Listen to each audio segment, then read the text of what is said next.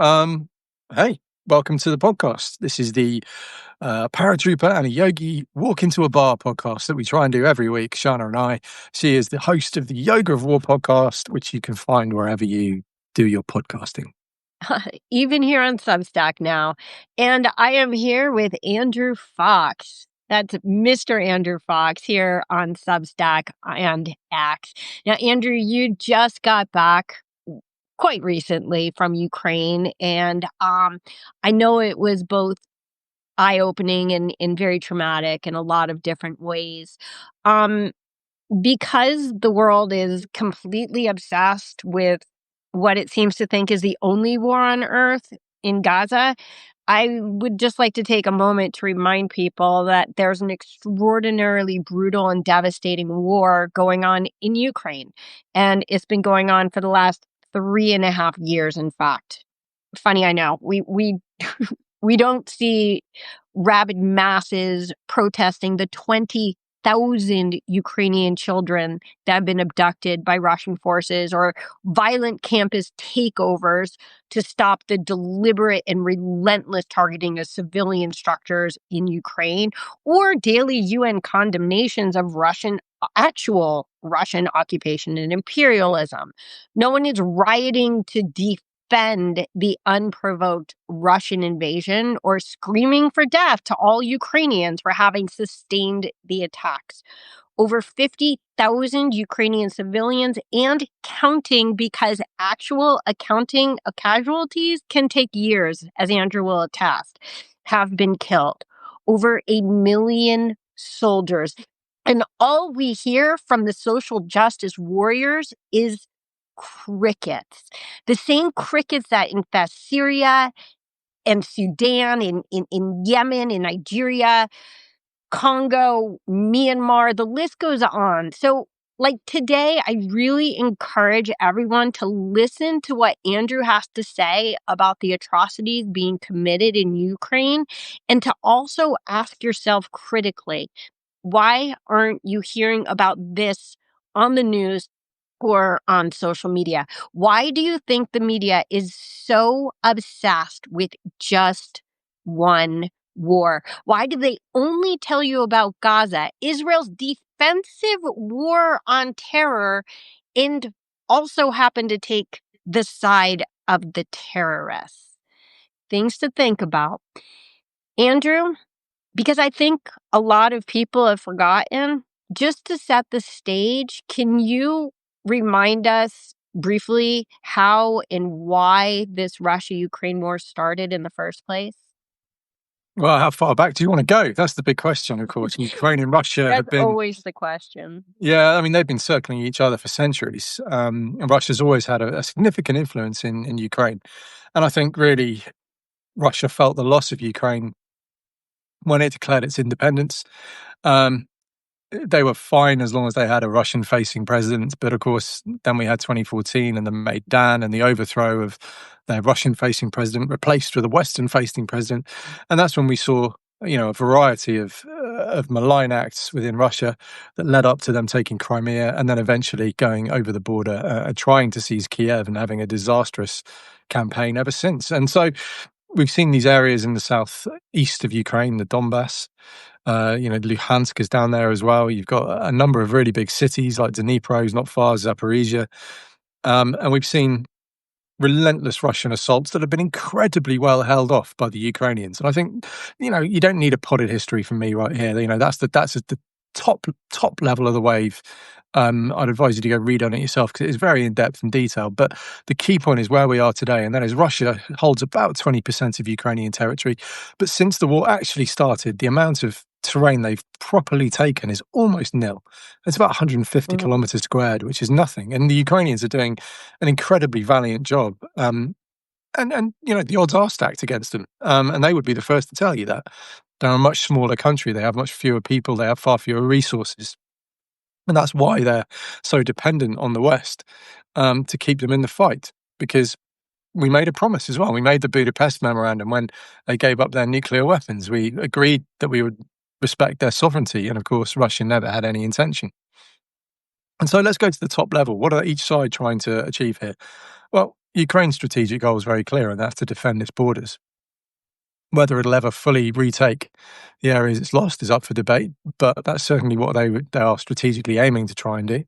And then on top of that, Russia's strategic aims, I think, is really, if they can break through and seize Kiev, then they will. But that's unlikely. So what I suspect their strategic goal is to replace President Zelensky with a Russian-facing president, and to make sure that Ukraine can never join NATO, can never join the EU, and make sure they're staying within Russia's sphere of influence, not the West's. And if you look at why Ukraine is so totemic for Russia, I mean, we can talk about who owns it in history and all that sort of stuff. But actually, if you look at the geography, that's really important. Because in Russia, you've got the Urals mountains going north to south, pretty impassable. But then underneath those, you've got the plains of Ukraine, wide, flat fields, rolling hills, easily passed. And they point like a dagger to Moscow. And if you look at Napoleon's invasion, if you look at the German invasion in the Second World War, they both chose that as their route to Moscow. And so Russians, the national image that World War II has within Russia, it's a very important part of their psyche. Their national psyche is to be able to defend themselves, and they see Ukraine as a weak spot, and so they want it Russia-facing rather than Western-facing. So that's what got us to where we are today. So when we look at Alaska, it's hard to say it without laughing because it was pretty laughable. But Sergei Lavrov showed up in this USSR shirt. Now, I don't claim to be anything. Forget about being an expert on Ukraine. I know almost nothing about Ukraine. But as soon as I heard about the Ukrainian invasion, my first thought was Putin wants to restore the glory of the USSR and try to Okay, you look like the answer to that is no. That he doesn't have perhaps like visions of grandeur of reconstructing the United Soviet Empire. Socialist republics, yeah. Look, I think Yeah. it's a kinda is the answer to that. Okay.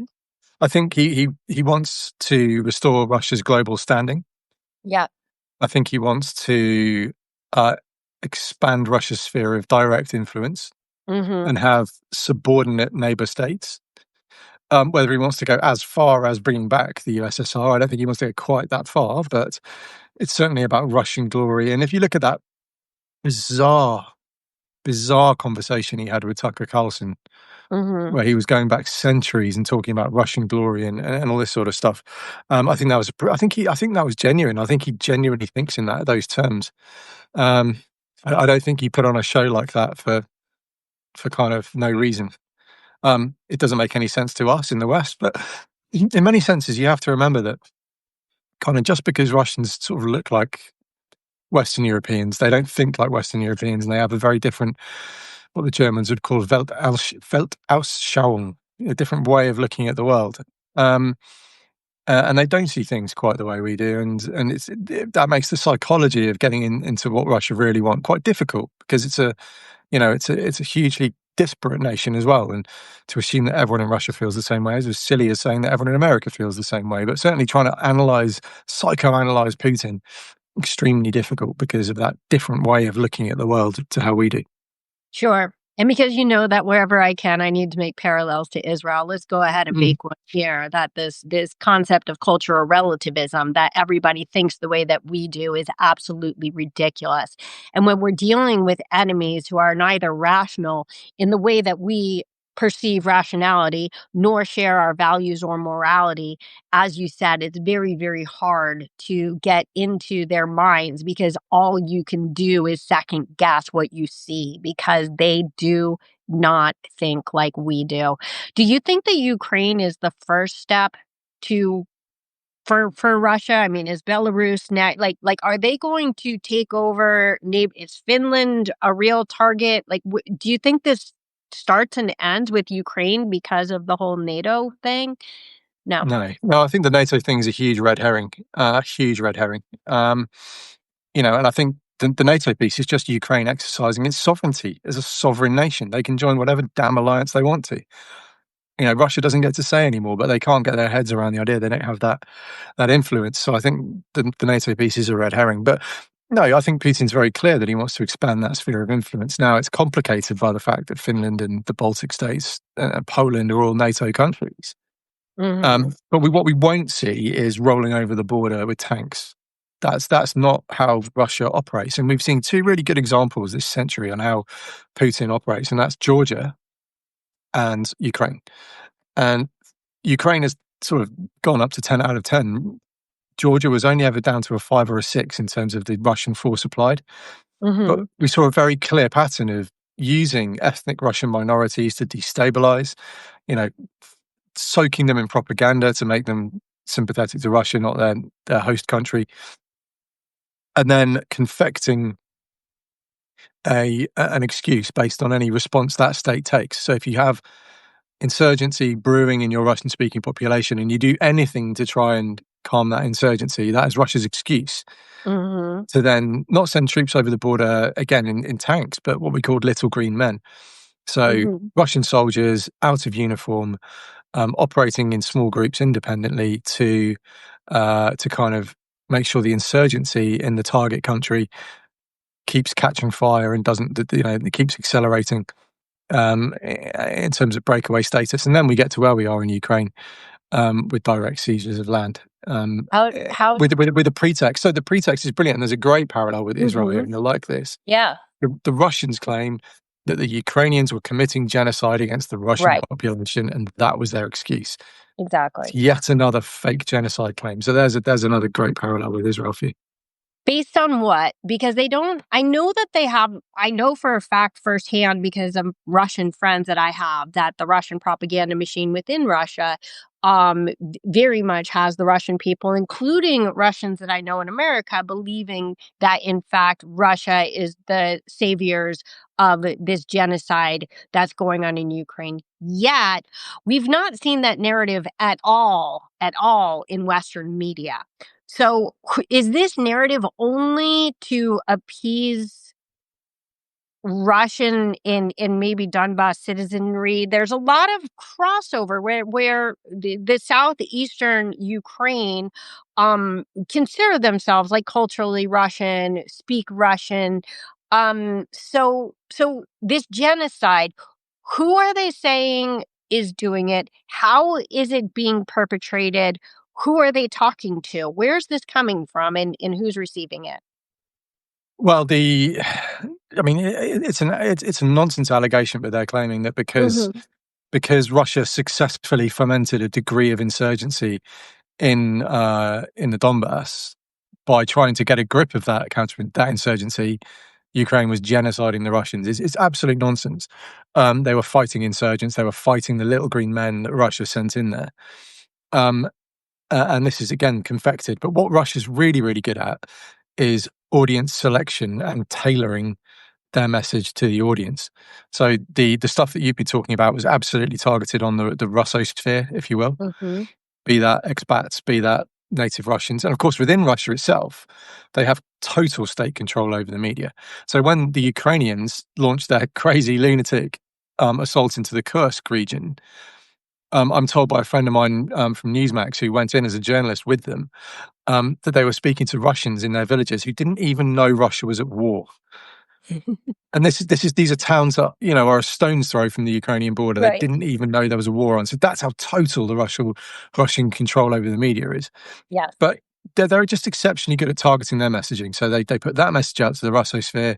In the West, you look at how they've tried to influence the Trumpite MAGA crowd by saying, Zelensky's a Nazi and, they're so corrupt and all this sort of stuff. Now, as with all the best lies, there are kernels of truth there. Yeah. Eastern Europe as a whole has a far-right extremism problem. It's not endemic. It's not kind of, everyone, but there are far-right elements there. Yeah. Likewise, there is a corruption issue in Ukraine. And ironically enough, that's a hangover from the Soviet Union. And a great example is that, people used to get road building contracts and they deliberately make the road badly so they would then get the road mending contract. That's the sort of stuff we're talking about here. So, there are kernels of truth here. Yeah. but they're taken completely out of the truth zone and Right. pushed into the maximalist lie zone. So yeah, that's how Russia operates. They're very, very, very clever at targeting. And we talked about how we don't really understand them. They really understand us. They I need really know how we tick and how to twist and press those buttons with us. Yeah, I need to draw another Hamas parallel because I see them everywhere. But I have a question about what you said about ununiformed little green men. Now that's a war crime, correct? That a combatant has to be wearing a uniform and identify themselves as a combatant in Right. war. So when you're talking about these little green men, where are they? What are they doing? How do we know they're there? Who are these little green men exactly? So the nerdy military term is SBDF, state-backed deniable forces. So they are essentially soldiers, probably kind of more on the special forces end, pretending to be Ukrainian nationals. So they get sent over the border as Russian soldiers with orders, with supplies of weapons, and with a plan. But they embed themselves amongst the sympathetic Russian-speaking population, and they help foment the insurgency that then justifies military action to go and back them up. So it's really a really clever way of doing it, but they're state-backed deniable forces, which means that they are, they might well be combatants. They might be running around as insurgents with weapons, clearly identifiable as a combatant. But what they're not identifiable as is Russian army, which is what they are. Right. So that's Are that's, there that's the difference. So, are there sympathetic Ukrainian forces that are fighting Ukraine on the side of Russia?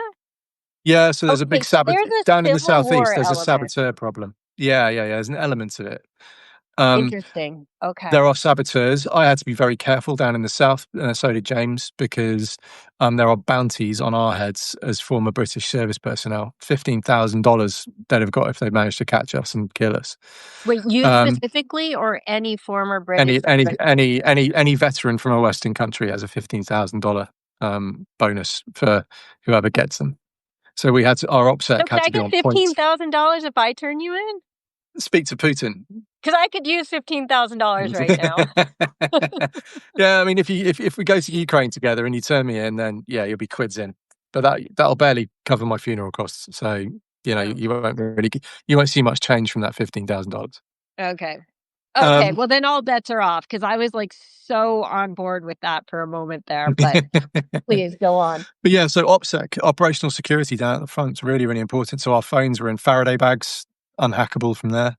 Um, Burner phones while we were in country that we bought in country. So it didn't flash up as a British phone because they've got a really, really good intelligence collect for electronic emissions. Um, and a UK phone flashing up on the net would just light up like a firework for them. So, very careful with that. No obvious flags, no obvious sort of even sports Mhm. teams. We wouldn't wear stuff like that. And actually, if we were in those areas, we wouldn't actually open our mouths. It was Wow. just a matter of making sure that people didn't know who we were and where we were staying, and we never stayed in the area that we operated in either. So you have to be really careful. It's actually very dangerous, but there are saboteurs. But even in the areas we were in, people talk a mixture, like a hybrid of Ukrainian and Russian. So in some shops, "Dyakuyu" is Ukrainian for thank you, "spasiba" is Russian. You'd hear both being used interchangeably, and people who speak Russian don't automatically want to be part of Russia. A lot of these were very happy Ukrainians who had no desire to be under Putin because they actually kind of like freedom and having media that they can read and not having to live in a dictatorship. So, you can't draw huge assumptions, but there are a minority of Russian speaking Ukrainians who are subverted because, of course, they have been Yeah. sort of, awash with propaganda for a very long time. So, as with all wars, it's complicated and never quite as straightforward as everyone makes out. Curious. Did Zelensky know you were there, and was there anybody on the on the Ukrainian side sort of protecting you in any way? Yeah, I had. So you have a fixer. You have a fixer. I I had thought a you were chap. saying because I just got a thing saying your internet connection is unstable. I'm like, I Yeah, can't fix that. yeah. I'm hoping it's back now. I'm hoping it's back. But Okay. yeah. So we had Victor. Victor was our fixer. He was the chaplain of one of the brigades, one of the fighting brigades. his wonderful daughter Anastasia was the translator for us all week, and we were under the very, very good care of the Ukrainian armed forces, who were incredible. They looked after us so well. Um, uh, and it's the same thing as with Israel. Being ex-army opens doors that perhaps other people don't get open for them. So we got some real insights that, frankly, a lot of people don't get, and probably broke quite a few OPSEC rules. And there's some stuff I've seen that I'm not going to write about or show photos of, because it could cause a real drama for them. But you build. It's the same as everything. You build up the trust, and then doors open for you. Right. I'm curious because so many millions of refugees have flooded out of Ukraine. I mean, there are millions literally within like days of the invasion, um, but to flee to safety. So who is still there, and do you get a sense of why they've stayed? Is it mostly just fighters and say the elderly, or like people who can't really move, or are there people who are like, well, it's home, we're just staying? Who's there?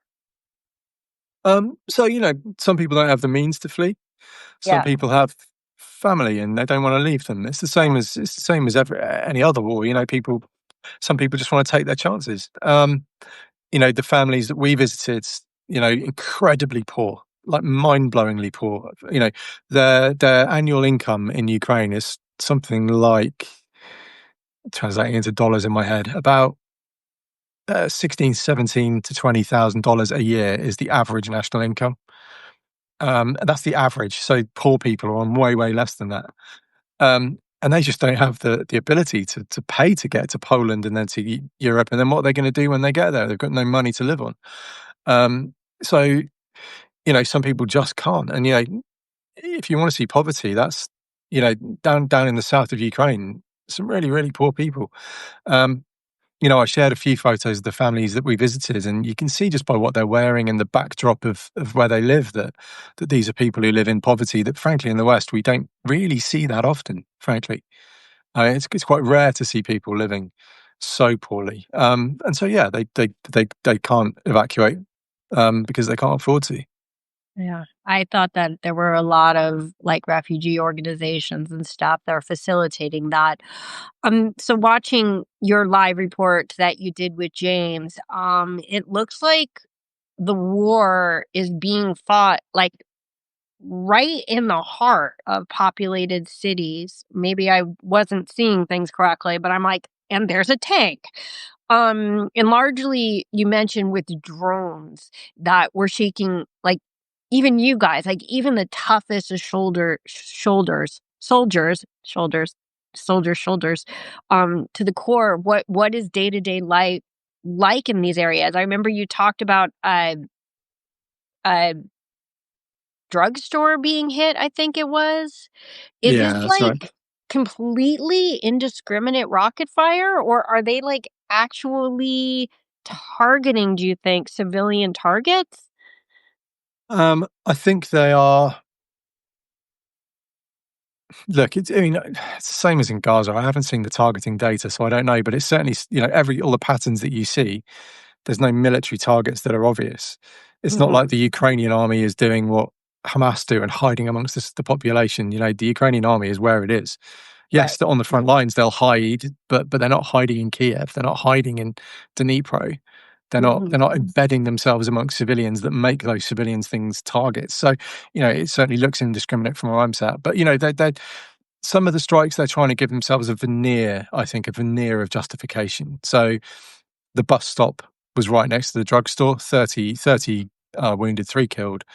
I can imagine what they're going to say is, oh, we were hitting troop movements because the bus was used by soldiers, which is plainly bollocks. Um, Plainly not justified given the amount of civilians that were there to take out maybe one soldier. The bus station in Dnipro had been hit a couple of times. So that they are trying to target this infrastructure in the loosest possible sense, but it's still a war crime on any metric that you want to try and take. Um, Who's monitoring these war crimes? I mean, why aren't we hearing about this? Why aren't the NGOs and the UN all up in arms about these legitimate war crimes that are occurring? I mean, I don't know about UN and NGOs, but certainly in Europe, it's still front page headlines when this It stuff is? happens. Yeah, Oh, hell, true. it's on our doorstep. It's very, very real for us. And maybe I'm actually interested that it's not in America. That's kind of news to me, actually. So Oh, that just goes to show you how the transatlantic piece differs sometimes. yeah. Um, but yeah, the support for Ukraine in Europe is rock solid. Oh, Rock solid good. at the domestic level. Um, it's only the very, very fringes who kind of go down the kind of Putin has a case to make kind of point. But even if you think Putin does have a case, I don't see how you possibly justify the conduct of the war. Yeah. I can get on board with not get on board with, but I can understand why fighting in cities happens. If you're trying to seize a city, there's two Hmm. military forces. One is going to defend the city, and one's going to attack it. Hmm. And civilians have the option to bug out in a place like Ukraine. And when it's really intense like that, I think mostly they do bug out. So that part, I don't agree with Russia's legality for going to war. I don't agree with that they're not committing war crimes or anything like that. But two armies fighting in a city, that's a thing. That's gone on for many, many years.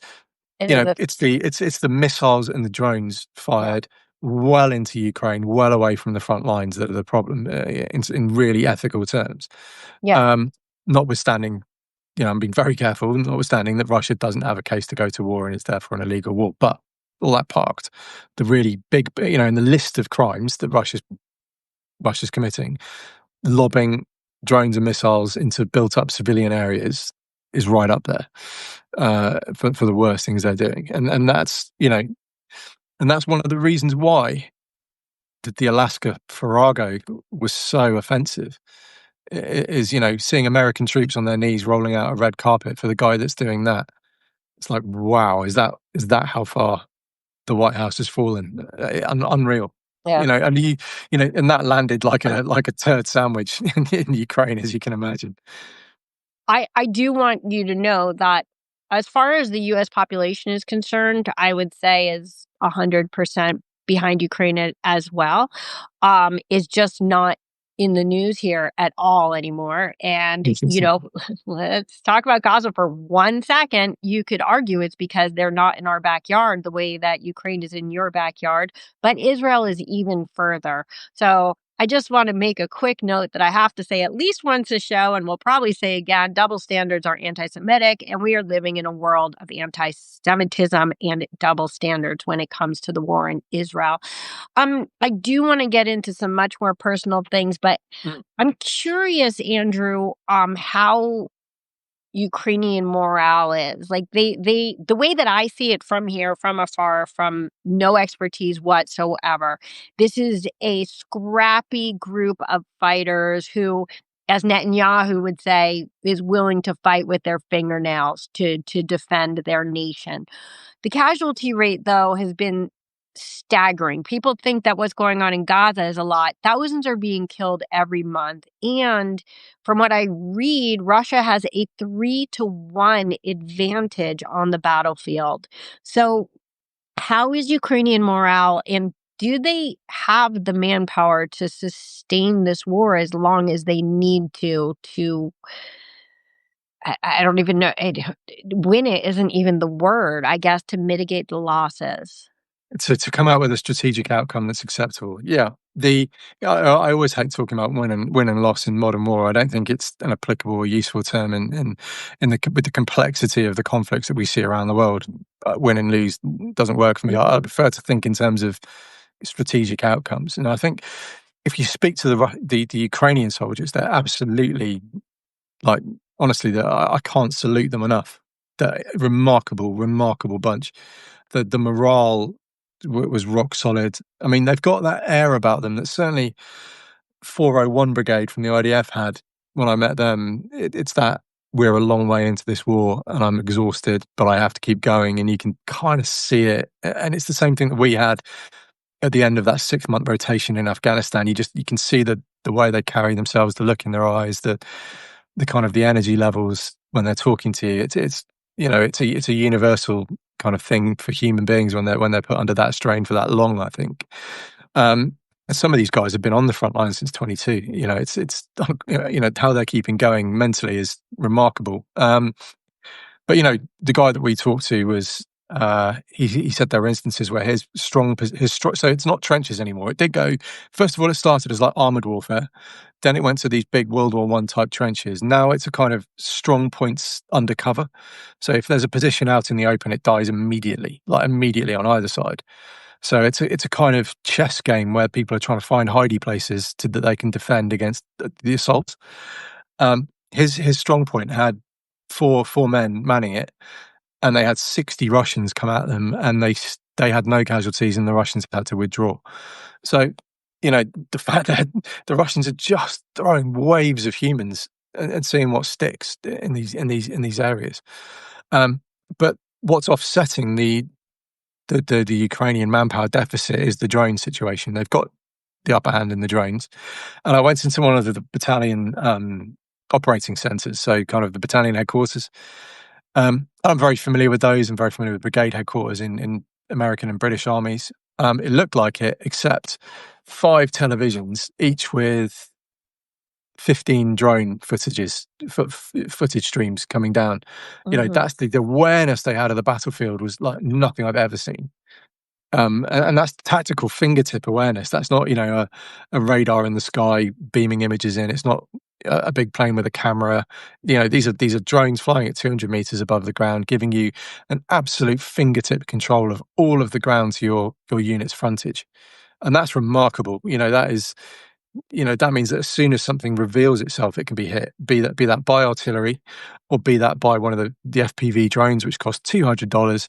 And they just suicide it into the target, and it's controlled through goggles, so you get first-person view.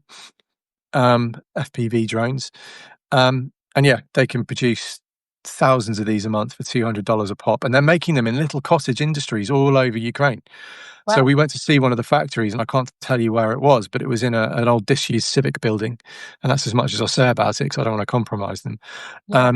But it was literally the size of a school classroom, full of wires and soldering irons, and there were 2 guys in there just making not only the little FPV drones, but also the Baba Yaga, which is like the big 6-propellered Uber killer, which drops 6. I can drop up to 6 mortar bombs on the Russians. We went to see a Baba Yaga team in action. Terrifying. It was the most evil thing I've ever seen. Just watching it. So they flew it up. They dropped a bomb for us. They came and hovered right next to us so we could get a sense for it. Like absolutely in every way, fuck that. Like horrible. Wow. The idea of that being your enemy that's just mercilessly hunting you. No thanks. This is homegrown Ukrainian technology. Did this start since 22? Is it something that they had in place before? Do other countries have it? Is it provided? Yeah. It's transformation in contact. They're doing what they have to do. This is a total war for national survival, and so they're just throwing every resource at it. And it poses a really interesting question because our Western procurement for military equipment, we like big shiny things, we like expensive shiny things. We can't afford very many of them. And Ukraine is the other end of the spectrum. It's tons and tons and tons of really cheap, really effective stuff that's being built in people's garages and basements and disused buildings. And they can turn out 100,000 plus a month. It's unreal.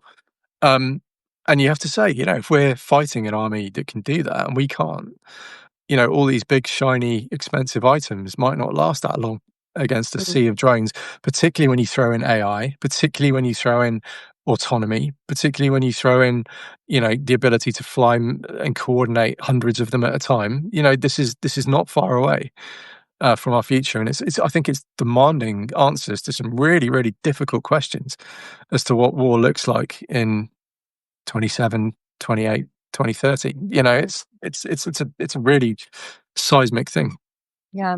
It's impossible to imagine as we see how rapidly like military warfare is developing. That you watch it, the drones and the multiple warheads, and it's just like you have to ratchet up your defenses and ratchet up and ratchet. It's just truly a war that just keeps more technology, more defense, more technology, more defense, and it's gonna where does it end if it ever ends? But I mean, that is the history of warfare, though. I mean, if you yeah, think about of World War course, One, the machine gun was invented, so they invented the trench, so they invented the tank, so they invented anti-tank defenses, so they invented the plane, anti-aircraft defenses, yada yada yada yada. I think the only thing we haven't escalated from is nuclear weapons. That seems to be the top of the tree. And there's no question that if I was running American or British defenses, anti-drone technology is where my money would be going right now. yeah. So after all this time in actually at Trump's urging, I know he's done some really effed up things, but NATO, it seems, is finally responding with these Article 5-ish guarantees. So I'm really curious if you think NATO would ever actually go to war with Russia, because where that ends, I I would mean, imagine. only if Russia attacks us. It's as simple as that. So you do believe that if Russia attack, so these Article 5-ish guarantees, you don't think that that NATO would actually step in and fight Russia, only if Russia came on NATO territory? Yeah, pretty much. And even then, I doubt if it would be the entirety of NATO. I think NATO's dead in the water. I don't think America would deploy troops to defend the Baltics. I don't think Turkey would respond to an Article 5. I don't think Hungary would respond to an Article 5. So, I think what we need as a matter of urgency to do is find a parallel structure to NATO. We can't just throw NATO away because there are command structures and stuff like that might still be useful to us. But we do need something in parallel with that. So Europe can defend itself, because it's very, very clear that we can't depend on the Americans. And actually, nor should we. I mean, if America doesn't want to keep getting rich from the security it provided for 60 or 70 years, then that's America's business. And, it's been a real flawed defense assumption that it would always be the case that the Pax Americana would hold. Now it's a thing of the past, and I think Europe needs to adapt accordingly. But I'm very skeptical of any of these suggested peace deals for Ukraine. I don't think you can. We talked about psychology at the start. I think Putin just sees this as a game. Any deal he signs isn't worth ash. It's not worth the paper it's written on. And if we just appease Putin now, we're storing up trouble for later. I think the correct answer is to allow Ukraine to keep bleeding the Russian army, keep bleeding their front lines, keep bleeding their supplies. And that's the critical thing for Ukraine, is the ability to use those long-range missiles to stop Russia being able to get troops to the front and stop them being able to get resupply of fuel, ammunition, food to the front. That's what starves the Russians to a standstill. And then hopefully concurrently, you can then create a situation where once that line of the Russians is weakened because their logistics are damaged, then the Ukrainians can punch them and then maybe make a final push to drive them as far back as they possibly can. So, I'm very skeptical of any deal with Vladimir Putin. I don't think it will hold for 10 minutes. I agree. I also, though, going back for a moment, think that the irrelevance and impotence of NATO is not only reliant on America's participation, but even more so Turkey's. The fact that yeah, America may be stepping out, and it may just be a Trump thing. I mean, Trump is not going to be in power forever, believe it or not. Um, but the fact that there's no mechanism for Turkey to be expelled scares me. I mean, they are moving closer and closer to an Islamic regime. They definitely do not share our Western values. And I'm afraid to see in NATO what has happened in the UN, where 70% is either terrorist nations or dictatorships. And where is our place at the table there, too? US, the Western world, UK. And so, it seems like all of these international alliances at this point are abject failures, and there need to be complete realignment across the lines of shared values and morals. And there has to be an escape clause where people can be expelled if they no longer uphold those values. Yeah, I mean, I think we're moving into an era where strategic autonomy has to be the way forward. Like, alliances are useful, alliances are important, alliances should be made, but you need to have the ability to do what you need to do on your own. And, each country will see what it needs to do as a different thing. Like Switzerland don't ever see the need to do anything because then they're a neutral country. Ireland, they're quite happy not to have a military because, well, they do, but it's tiny and it can never be used for offensive operations. It's defensive and peacekeeping stuff only.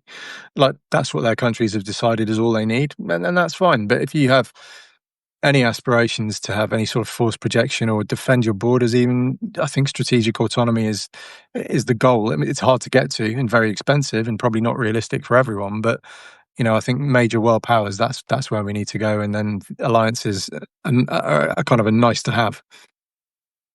Okay, I want to talk about borders for 1 second, and then I want to switch gears into the second half of our conversation, which is the personal half. But Trump, every time something starts with Trump, there's got to be a la la la la. Obviously, he floated this ridiculous peace proposal, right? That has huge Ukrainian territorial concessions, and I want to talk about borders because we always got to bring it back to Israel. Western leaders are upset with the proposal because they say they fear this sets a precedent that, yes, aggression can be rewarded with territory. Oh, the irony. These are the same leaders who want to give a state to the terrorists of Hamas, but they're afraid it sets a bad precedent to give territory to Russia. Now, I'm not arguing that we should be giving territory to Russia. I'm arguing that neither should be given territory and that we can't give territory as a reward for aggression. But how are these so-called leaders going to square that circle when they're explicitly supporting, rewarding Palestinian terror with a state of their own, but at the same time saying, well, Russia has taken over the Donbass or whatever, the southeast. Let's give them some of that to end the war in the name of peace. Yeah, I don't have an answer. It's the hypocrisy that you and I have been calling out for, what are we on now, 22, 3 months? Whatever it is. 23 months next week. Yeah, so, Or this week. but there's these domestic concerns in all these countries about their, the Muslim population, and that's who they're trying to win the vote of. And Israel can go hang because they don't ever think it's going to make a difference. I think they know it's not going to make a difference. I think they know that there's not going to be a Palestinian state magicked out of nowhere at the end of the Gaza war. So they kind of think that they can throw Israel under a bus and it doesn't really matter because it's not going to happen anyway. Whereas in Ukraine, of course, Russia is demanding territory they haven't even managed to seize by force yet. They're demanding places that no Russian soldier has even stepped foot in. Wow. as part of the peace deal. So it's and that's another reason why Putin's just laughing in the face of Washington, quite frankly. But yeah, everybody's laughing in the face of Washington right now. Okay, let's switch gears. I want to talk to you about the human side of the war in Ukraine. On this last trip, you and James Glancy, and those who have not watched their live reports, I do recommend watching them here on Substack. You had a very emotional encounter with the Litvinina family. I hope I'm saying that correctly. You are, yeah. Can you talk about that experience? Yeah, so we were with the police chaplains of Zaporizhia Police Department, and whether by order or by Christian kind of desire to do the right thing, they are running vehicles right into the danger zone to take supplies to civilians who can't evacuate. And if someone phones them and says, come and get me, they will drive in, risking their lives to go and get those families and take them to safety. And there was a refugee hostel that we saw in Zaporizhia. And there's a good piece of news that I can share with you, actually, as a relative exclusive, is that a really good friend of mine was moved by this story. And she donated sort of £900 to enable that shelter to be relocated from Zaporizhia to Dnipro, which is much, much safer. So all the women and the children and the old people that we saw there are hopefully, as we speak, thanks to this incredibly generous friend of mine, hopefully they are moving to a safer location, which is great news. But they have lost everything. Some people were out of hospital because they'd been injured by Russian missiles, been taken to hospital in Zaporizhia, and then because their houses are destroyed, they're then in this kind of hostel. But we went forward with the police chaplain, so we actually jumped on one of these resupply runs. You needed electronic countermeasures on the roof to make sure the FPV drones, so you have some protection against the FPV drones. There's a traffic light system when you move into that area. So red is that there are drones in the sky, don't even think about it. Amber is there have been recently, or there might be soon. And green means we haven't tracked anything yet. Go for it. And and you're doing 100 kilometers an hour, 80 miles an hour down these country lanes, and you stop, you throw the bread and water out and the toilet roll out, and you're on to the next place really, really quickly. But the live-in-ers, we did stop and talk to, actually, because they were a much bigger family group. A lot of the people we saw were just, maybe an old couple or one or two people who stayed behind and the rest of the family had gone, but the whole family was still there. So you had two boys, a little girl, the oldest boy was 15. Then you had dad and mum and aunt and grandmother were all there, and they couldn't evacuate because Gran had been ill. So we stopped. The padres, the chaplains, were talking to them, and they gave them the number if they ever did want to evacuate. We gave them a load of bread and water, and then we drove on. But the next morning, we woke up to the news that their house had been struck that night by a missile, and the father had died. No, sorry, the eldest son, 15 years old, had died.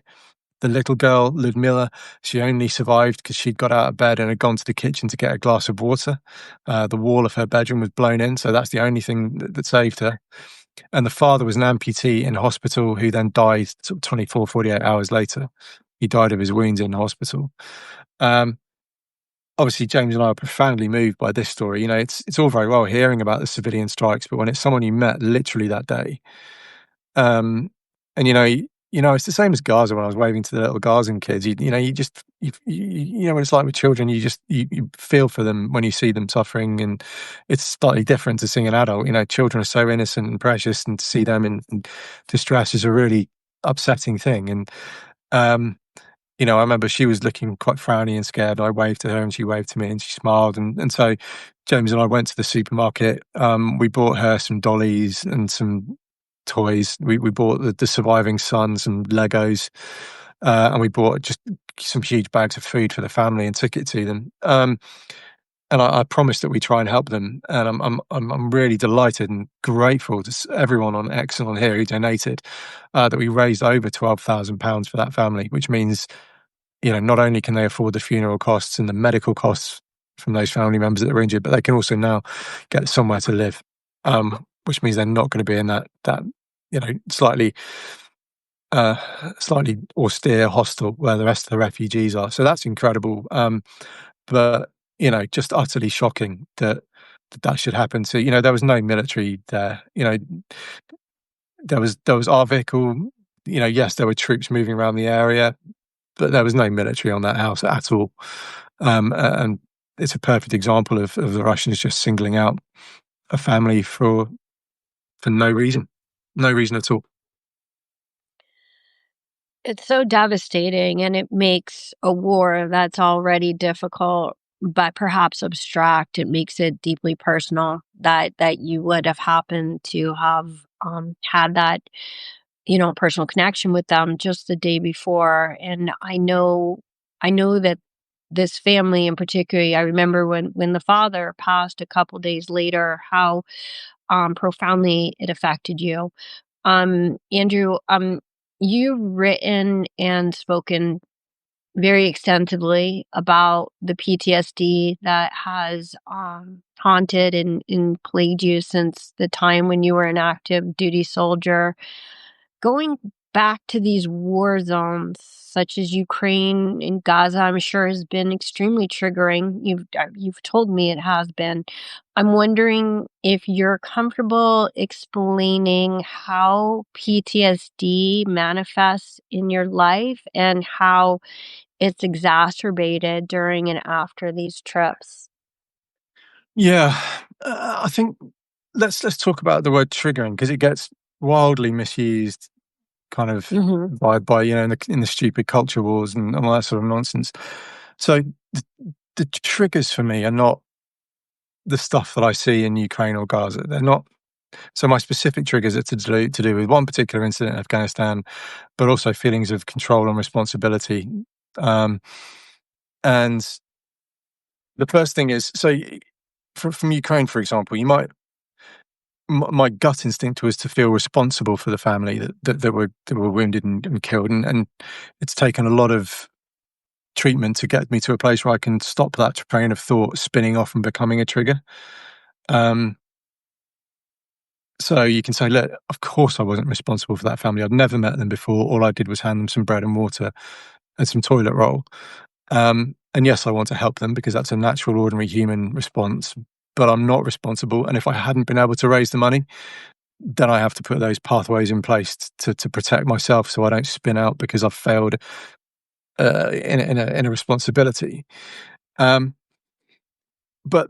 the challenge really is the adrenaline rush and dealing with that comes, and the fallout that comes from it, because with PTSD is essentially your threat system is turned on by something that is triggering in that sense.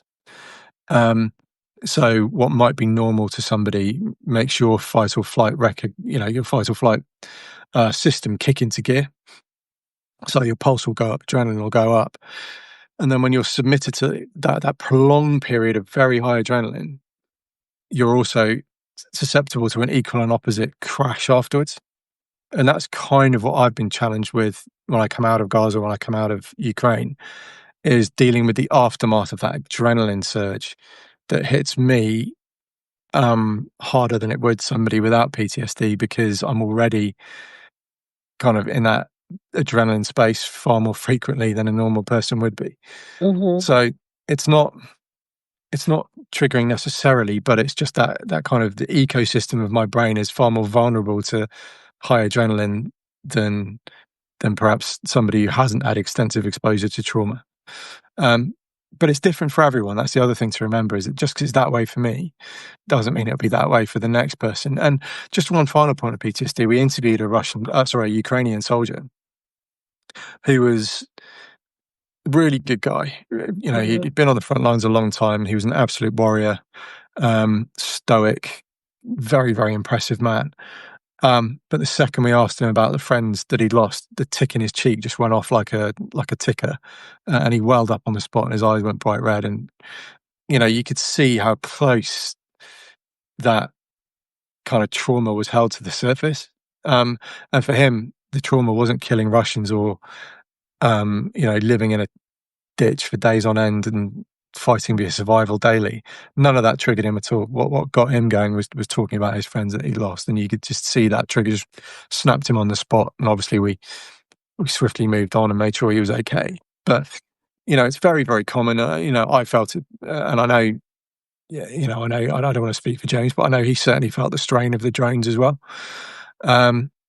And he's done a lot more punchy stuff than me in the army. So yeah, it profoundly affected both of us.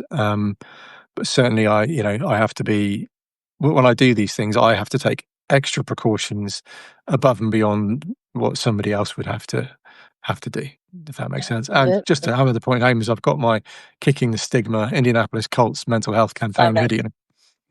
I love it. It honestly, it's so important, and this goes not just for PTSD, but for all mental health. That the stigma that surrounds it is literally what kills people, because they're afraid to deal with it, or embarrassed, or ashamed. And as a health practitioner, or whatever you want to call it, as a yoga teacher who's, just so inclined to mind and body health, I think that people don't understand that your mind is part of your body.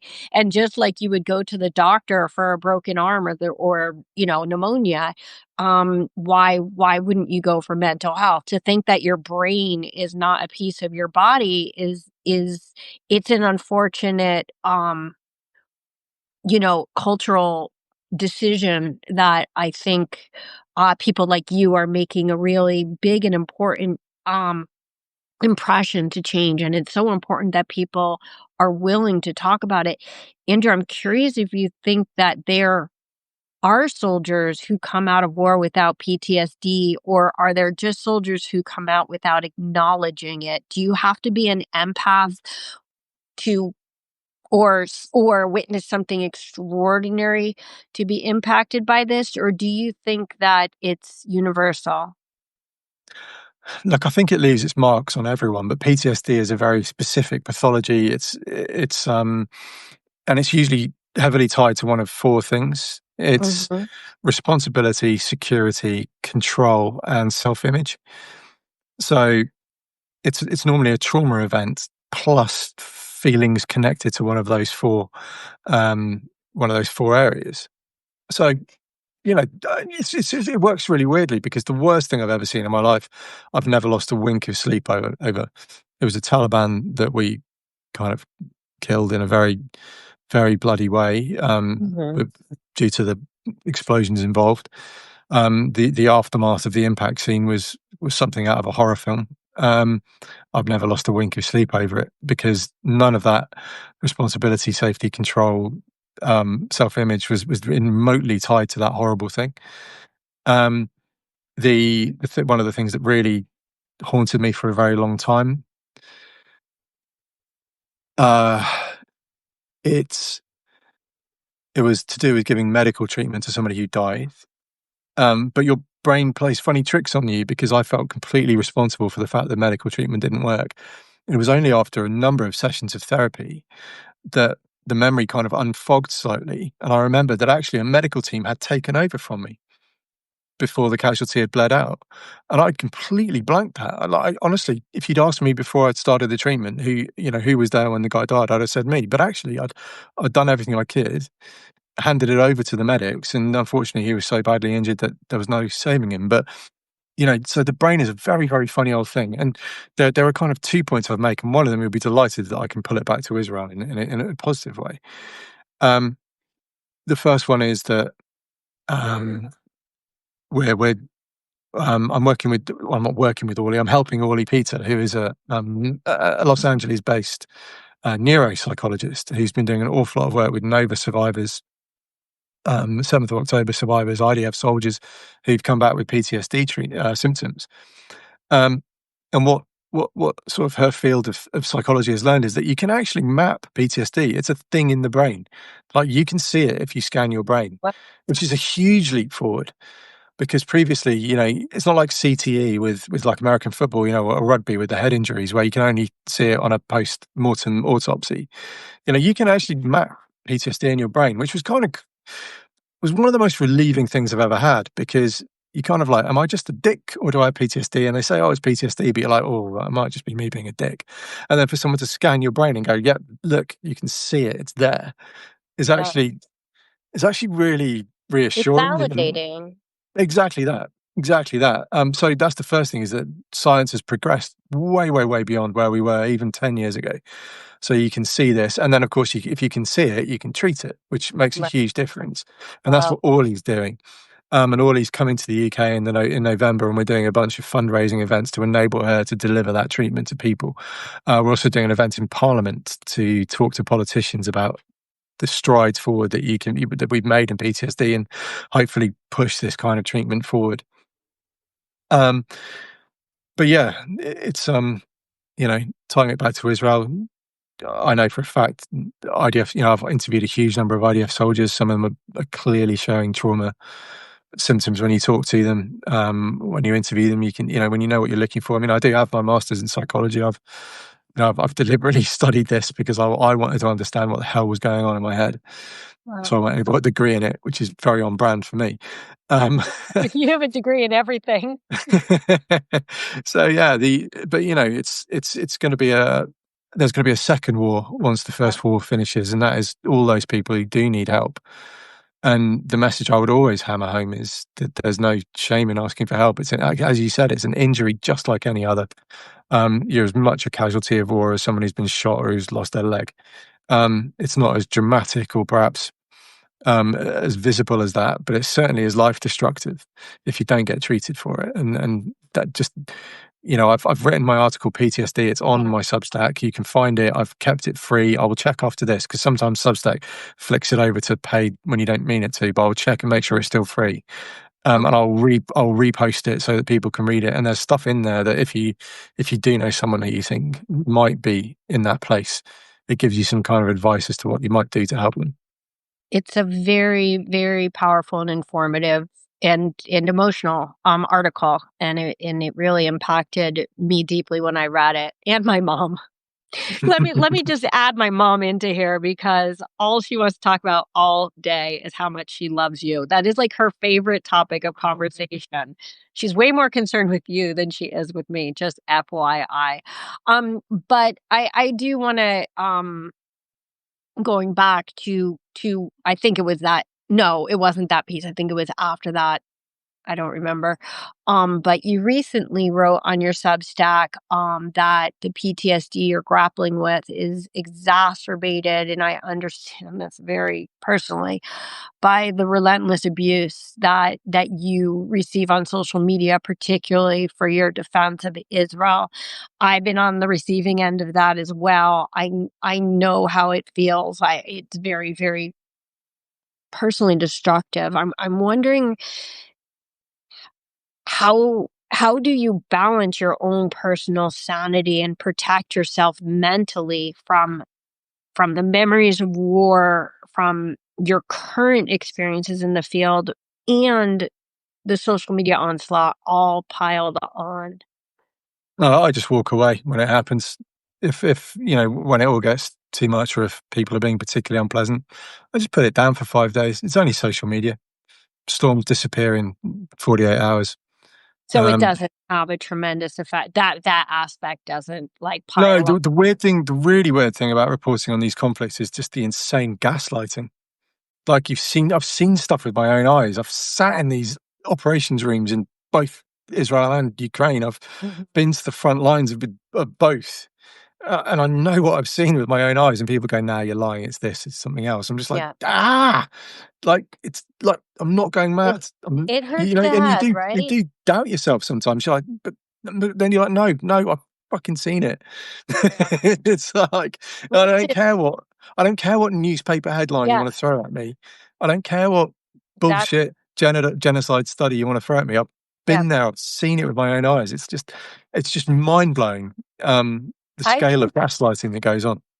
It's not the same, but it's similar. But as a Jew, like I could tell you that for 23 months, my mind keeps running in the same circle nonstop.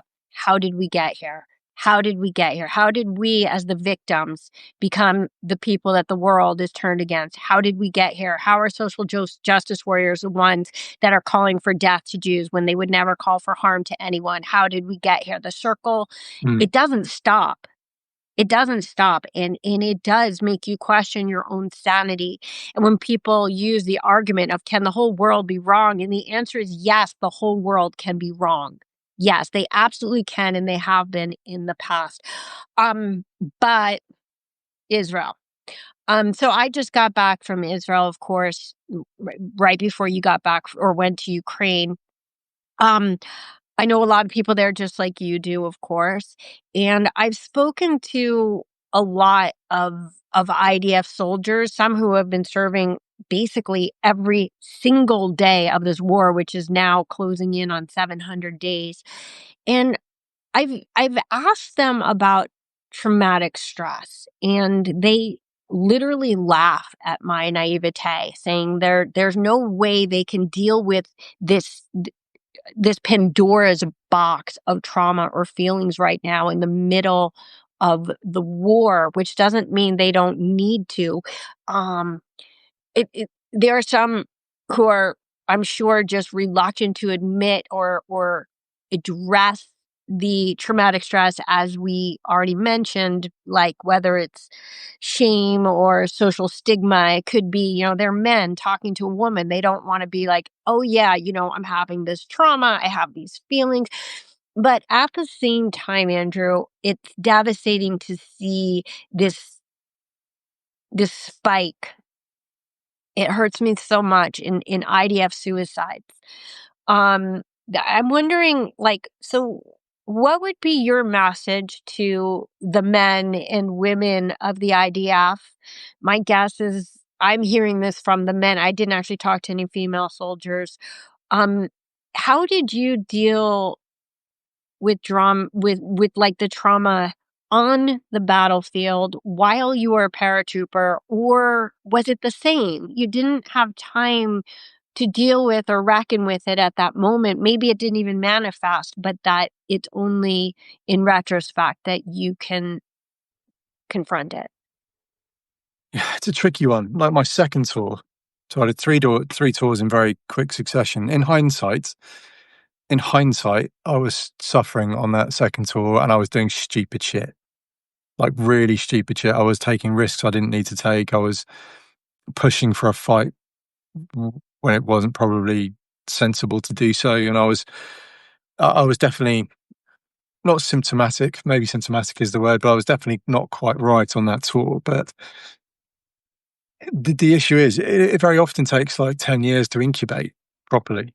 Okay. And in my case, my entire life fell apart as a result of the crazy shit I was doing to try and make myself feel better, and the insane amounts I was drinking, and all the other destructive behaviors I was indulging in, because I felt so horrendous. I couldn't sleep without seeing blood, and was disassociating outside my house and not knowing where I was. I mean, I was in a sorry old state, and it really took everything to collapse before I properly got help. So, unfortunately, it does sometimes need something dramatic to make you realize that you're in the hurt locker and that you need to do something about it. And then, unfortunately, you can be in such a steep dive that some people can't pull out, and that's really where it comes from. Because when you have those nightmares and those feelings about yourself, and you're scared to sleep because you know the nightmare's coming. I used to wake up with my pulse racing and soaked in sweat, and y- you know that's a dark old place. And unfortunately, some people don't understand that there's help, don't want to ask for help, don't realize they can ask for help, don't even think about asking for help because they they don't realize they need it. They think this is just their Yeah. life, and then they end up taking their own lives, and that's the worst case scenario. So, in terms of a message, the best message, I think, is look out for each other, because your oppos, you know the soldier left and right of you really well. You know when they're not acting right. There's a big responsibility on commanders and officers to check on their soldiers, but also someone needs to check on the officers as well, because command can be really lonely. And people kind of just expect you to be able to be superhuman and able to get on with it, and because you're an officer, and that obviously clearly is not the case. And I know many officers who've suffered severely with PTSD, so someone needs to check on them too. Um, and really, that's probably the message for the soldiers is try and be aware of yourself if you can, but very often you're so unwell that you can't, and that's when you need your mates to look after you. Right. So, probably the last question, unless there's other things you want to add. And I really appreciate you opening up like this, Andrew. I know this isn't easy, but I know it's so important. Mm. So I'm sure that so many people appreciate your willingness to talk so openly about this. Um, Everyone in Israel right now is really not talking about PTSD, but TSD. Mm. Because there's It's nothing there. ongoing. Yeah, there's nothing post about it, but in fact, like, many also just refer to it as traumatic stress, because this comes back to the stigma. This is a reaction that is natural. It's not really a disorder. And quite frankly, the entire nation, you've seen it, I've seen it, is suffering from a severe mental health crisis. The hostages in particular are forefront in every single person's mind every minute of every day. I was there when the Eviatar and the ROM videos came out, and the air was sucked out of Tel Aviv, the city that doesn't sleep. The nonstop city stopped. This is a country that is living for the release of these hostages and the safety of the soldiers and their own mental health. I mean, thousands of people who lived through 10/7 did not live through it.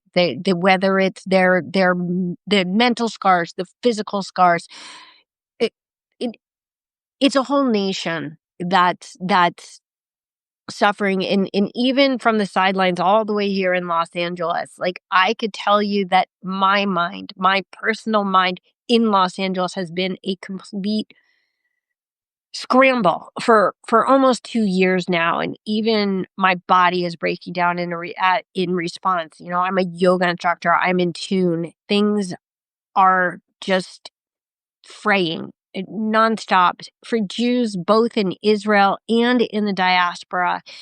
Intergenerational trauma is a very real thing that's become utterly debilitating in today's dangerously anti-Semitic global landscape. Do you think that the current generation of Jews, both in and outside of Israel, will be able to move past this traumatic stress in this generation? Or, like the Holocaust, will it take a generation or even 2 or 3 to recover? I mean, look, we need to get Orly on for a special guest appearance because she Yeah. can tell you about this much better than I can, because I'm a lowly master's and she's got a billion doctoral Yeah. qualifications. And she's an absolute ninja at this stuff. But the way she explains it is trauma layered on trauma. And I think the idea that, the Jewish population in the world have in any way processed or dealt with the Holocaust is absolutely, an unfair thing to expect people to do. Like, I don't think that ever goes away. That's something of such deep horror that frankly, if you never got over it, I think people completely would understand that. But then you layer on 7th of October, you layer on the hostages, you layer on the rocket attacks on Tel Aviv and other places in Israel. And then, of course, you layer on the denial worldwide that this is even happening. So you're not only you're having these layers and layers of trauma, but you're also having people telling you it's not happening or not worthy or not true. And it's, that is a huge amount to deal with. And yeah, I think there is a lot of work for psychologists, both in Ukraine, um, and in Israel once these wars are over, because now it's not like World War II. We know about this stuff now. Hmm. How much trauma was there in the citizens of London who got the Blitz every night for however long it was? I'm not a Hmm. World War II historian. I can't give you the exact dates, but um, you know, even being on those sirens time and time and time again. Hmm. I've had it in both Tel Aviv and in Ukraine, and it gets the adrenaline going. And I talked about the exhaustion that comes from prolonged adrenaline exposure. That's exactly what we're talking about. Um, so yeah, it's about knowing yourself. Like you say, you're a yogi. You understand your body being in order, but it's about taking those minutes and just going, "Am I okay?" And if you're not, try and do the small things in your life that make you feel a bit better, that are healthy. For me, when I can feel myself slipping, I do a number of things. I have a bath, read a book, I walk my dog, um, or I just chill out, and play my guitar. And those are my little, when I feel myself slipping, those are my coping mechanisms. And but that comes from many years of therapy and many years of learning how to manage a traumatic reaction. Whereas people who are living, like you say, it's not even post at the moment. It's ongoing. Like, while you're in it, it's incredibly difficult to find these ways to cope. So, feeling these feelings is entirely natural and to be expected. Yeah. Yeah. It's the little things. Well, Andrew, this has been a particularly heavy conversation, but I do have to say that one of the little things that always raises my spirits, quite honestly, is having these discussions with you. So thank you for being my co-host and partner on the show. I really, really do appreciate it. And I love seeing you at the bar. Likewise, always a pleasure. Always a pleasure. And I wasn't feeling great tonight, and I was thinking about cancelling, but I was like, "Nah, let's do it." And here you go. It's been an incredibly productive hour and 15 minutes. So thank you everyone for tuning in. We'll do this every week. I promise it won't be that heavy every single time, but I hope some people took something away from that. Um, you can follow us on YouTube. You can follow us wherever you get your podcasts. Yeah. And, you know, I always appreciate comments from people. Keep it respectful. We will always reply. And we do love to hear what other people have to say. It's all about respectful, critical discourse. And Andrew, l'chaim. Cheers. See you next time. See you next time.